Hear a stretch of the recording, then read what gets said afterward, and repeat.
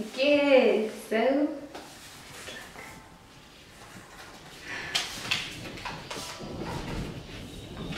create space. Today is what date? The 23rd. And this is the paper version of my book.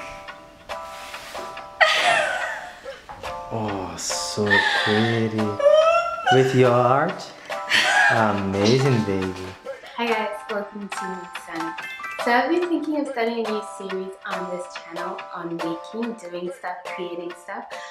When I started this channel, that was going to be a good part of this as well, how making stuff, learning to make stuff for myself that I can share with you guys as well. And recently, if you know and have been following me from my other platforms, my other online platforms, which will also be here, you will know that I finally was able to self-publish my first book in paper form on Amazon that is now available. But I wanted to, while everything is still fresh and still new, to take you on a journey if you also are considering writing your own book and being self-published, or even if you're just curious on how that works. I wanted to take you guys from a journey of what was just this, just a notebook, that now is this.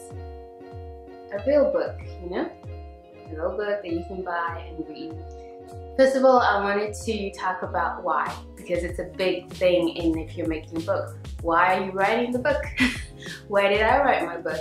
I wanted to write this book, as I mentioned on Abantu, my other channel, because I've always liked writing. Like, I wanted to write something. The first thing would be like almost a biography, but in a different way. Like, it's not just a biography of like my life and great accomplishments, but basically on learning and growing and unlearning and learning about life and expanding my understanding, establishing my own identity to the person I became now. So for me, that was the motivation to write about that. And already on my channel on Abantu, I talk a lot about identity, especially as an African person, as a woman, and all these things. You have to grow up in a society that isn't created by you or for you, to learn and unlearn, and how you, I don't know, take your space, how you take space, how you decide who you are and what you want to do here. So in a way, I felt like, okay, that's what I would like to write about if I write a book. So that was my biggest why. Where is it inspired by?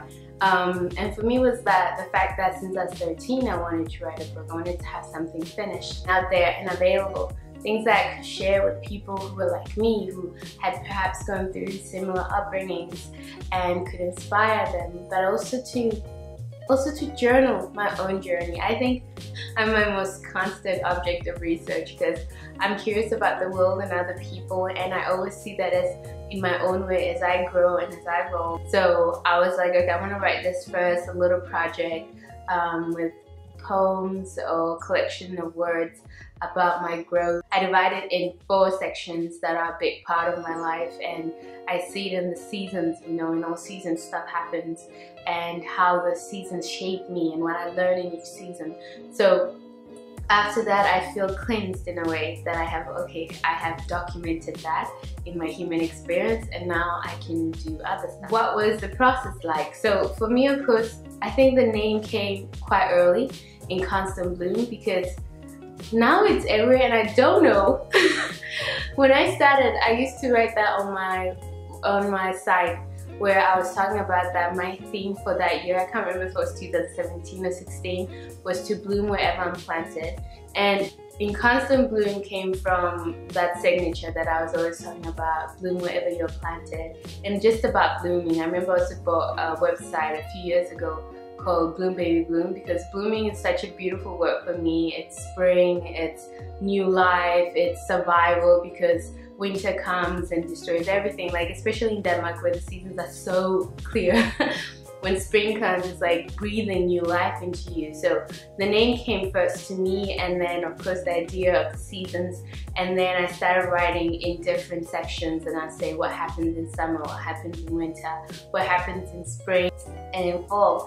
In this notebook, I would just slowly take notes, write stuff, and yeah, like just journal slowly and slowly, if it was a poem, if it was an entry.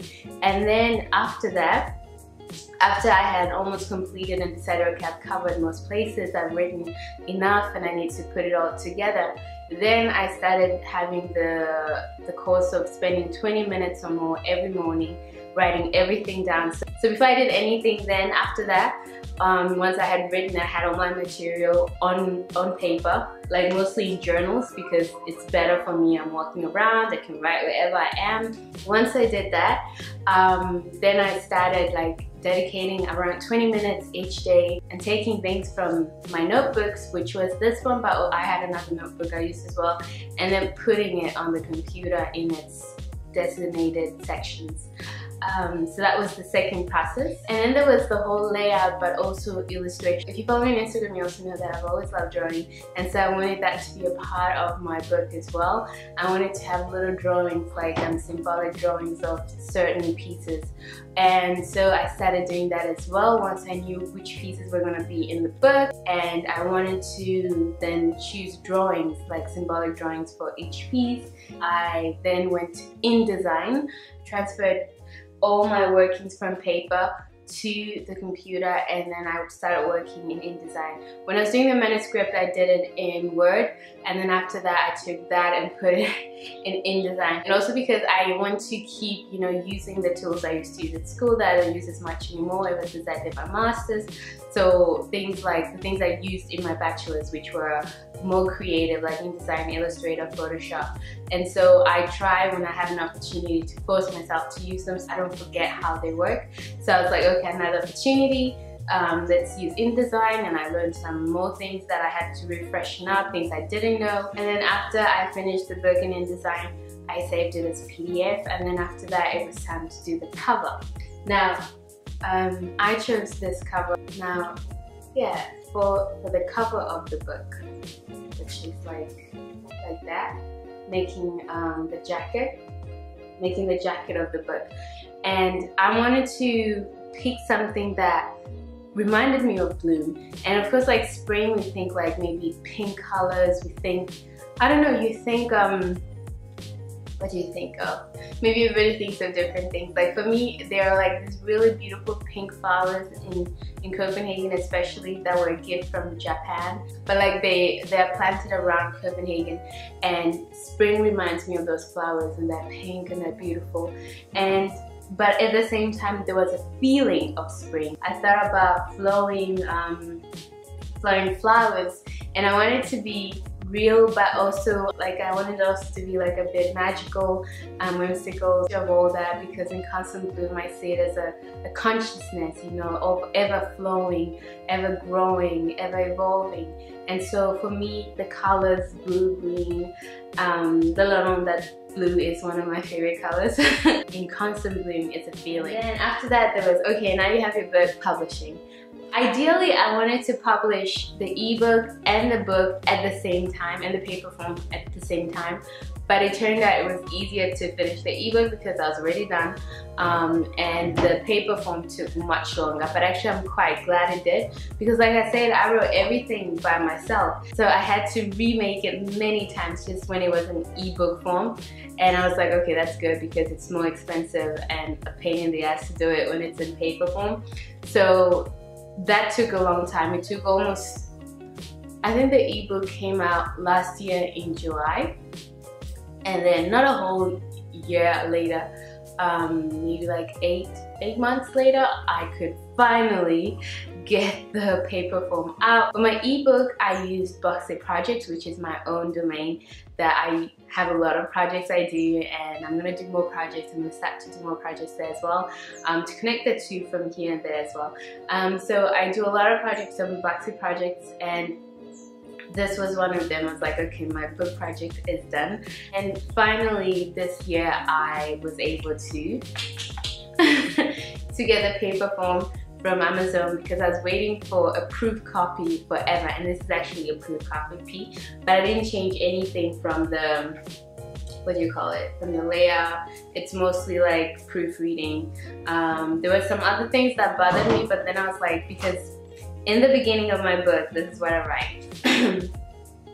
I wrote this book as a personal project to please the girl that one day wanted to finish a book and write many more, hopefully. I have made everything in it by myself, and this book is exactly as I aimed it to be, a blend of all the things I am and an honest representation of the person I presently am. There's nothing perfect here, just a being. And so when I would see some mistakes, I'd be like, okay, I don't need to change that, because this is the thing, like sometimes we feel like when we see stuff that is perfect, it makes it unattainable. Perfection is unattainable, and that's why it's so sought after, because we think that once you're perfect, then you can attain whatever you want to attain. You can be published, you can be loved, you can, and so on, right?